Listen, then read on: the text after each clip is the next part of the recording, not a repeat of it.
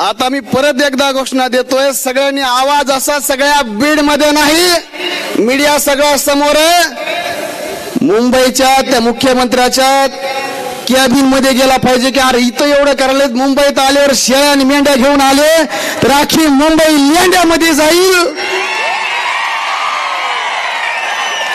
अशी भीती कुणाला वाटली पाहिजे? मग आवाज कसा आला पाहिजे? धनगर एकजुटीचा, धनगर हात वर करून सगळ्यांनी, पाठीमागे जे हात वर करणार नाहीत स्टेजवरचे सहित ते धनगर नाहीत. धनगर एकजुटीचा, धनगर एकजुटीचा. साहेब असाच धनगर एक झालता आणि 1998 ला या बीडचा पहिला खासदार रखमाजी गवळे धनगराचा खासदार झालता. तो बी असाच एक झालता आणि एकदा खासदार केलता. तात्या म्हणले राज्यसभेत, आता लोकसभेत पाठवणं एकदा 24 ला बीड मधूनच, काय अडचण आहे? नसलं कोणी मीच उभारतो, काय त्याला होईल? रखमाजी गावडेचा वारस काय? आता आपल्याला कोणी तिकीट देत नसलं तरी आता आपल्याला यशवंत सेना आहे ना साहेबाजी, यशवंत सेनेच्या नावावर लढू ना, काय अडचण आहे? धनगर एकजुटीचा, धनगर एकजुटीचा, धनगर एकजुटीचा. 2014 ला असंच आपण एक झालतो. 2014 ला असेच आश्वासन दिलते, फक्त आश्वासन 14चं नाही तर स्वातंत्र्य मिळाल्यापासून या महाराष्ट्रातल्या धनगरांना जाणीवपूर्वक फसवे आश्वासन दिलते. 14 ला बी आश्वासन दिलं आणि 14 ला सांगितलं पहिल्या कॅबिनेटला देऊ आणि पुन्हा सांगितलं अभ्यास करू. अरे मग 14 ला पहिल्या कॅबिनेटला देऊ म्हणलं, सांगितलं तेव्हा काय माल लावलं होतं घरे आणि पुन्हा अभ्यास करायचं कळायला लागलं. मग आधी काय माल लावून शब्द दिलता का? त्याच्यानंतर सगळेच आरक्षण दिलं, मराठा समाजाला आरक्षण दिलं, धनगर समाज मराठा समाजाच्या आनंदात सामील आहे. पण महाराष्ट्रातल्या धनगरांचं कधी?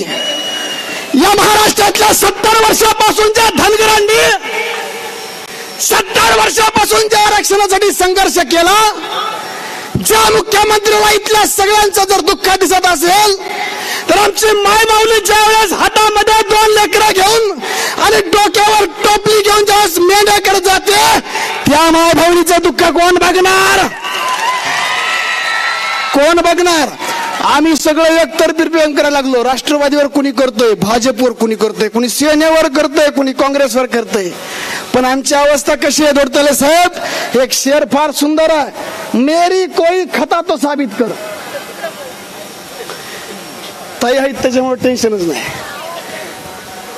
धनगरांच्या कार्यकर्त्याची सगळीकडची अवस्था, मेरी कोई खता तो साबित कर, अगर बुरा हूं मैं तो बुरा साबित कर.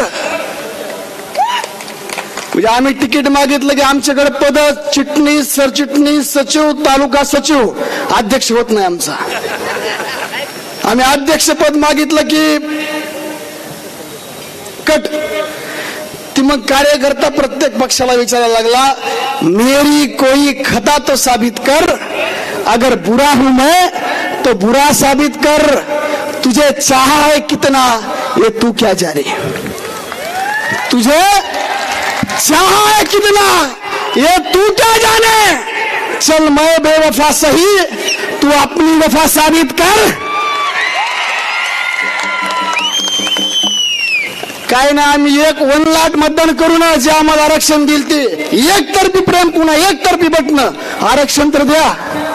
बरं आम्ही काय वेगळं नाही मागायला लागलो. जे संविधानानं दिलेलं, जे राज्य अनुसूचित जमातीच्या यादीमध्ये भिंगे सर आपल्याला ऑलरेडी एनटी म्हणून घोषित केलंय. एनटी म्हणजे काय? Nomadic tribe. जर आम्ही ट्राईब आहोत तर मग आम्हाला जातीचं आरक्षण कसं? जर आम्ही ट्राईब आहे, जर सरकारनंच मान्य केलं की तुम्ही भटके आहात, ट्राईब आहात, आदिवासी आहात, मग तरी बी आम्हाला सर्टिफिकेट मिळत नाही, ही किती मोठी शोकांतिका आहे.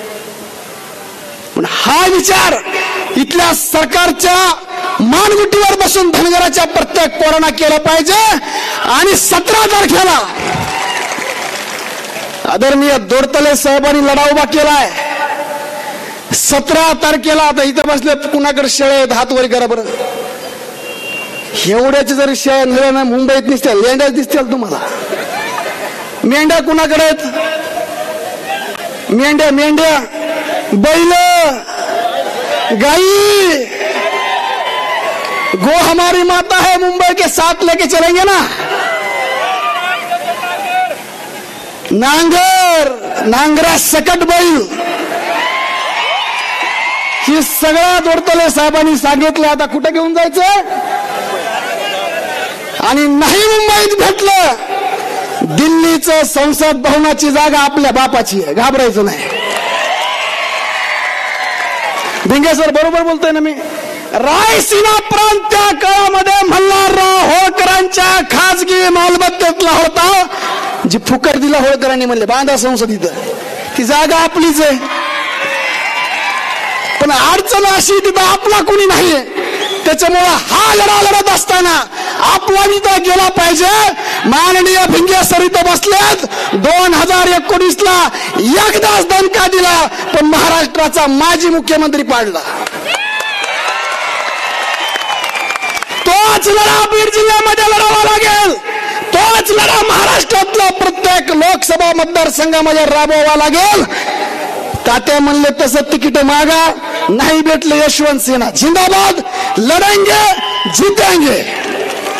त्याच्यामुळे 22 तारखेला आपण जेवढे इथं जमलेत, हा तर एक मराठवाडा स्तरीय 3-4 जिल्ह्यातले आपण सर्व लोक जमलेले आहेत। आता आपण घरी गेलो, आताच नियोजन लावा, कुणाचं हरभरं काढायला आलं असलं, कुणाचं काय असलं, तुम्ही सगळ्यांनी बघितले ना आंदोलन झालेले।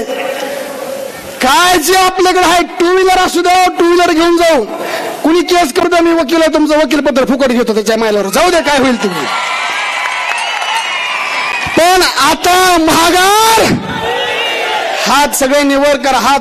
आता महागार, आता महागार, शेवटचा सांगतो, आहा से पत्थर पिघलेगा, इस धोखे में मत रहना, तुम्हें भी इंसाफ मिलेगा, इस धोखे में मत रहना। इस देश के जर्रे जर्रे में तुम्हारा भी एक हिस्सा है, भुला करोगे तुम्हें कोई देगा, इस धोखे में मत रहना। तो हिस्सा हिसकावून घेण्यासाठी 22 तारखेला सगळ्यांनी मुंबईला या, राहायचं बघू, जिथं बी असेल तिथं झोपू, पण येताना आता आरक्षणच घेऊन येऊ, एवढं तुम्हाला सांगतो, थांबतो।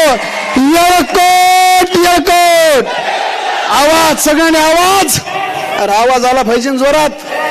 येळकोट येळकोट, येळकोट येळकोट, पुण्यश्लोक अहिल्यादेवी होळकरांचा। धन्यवाद, जय मल्हार।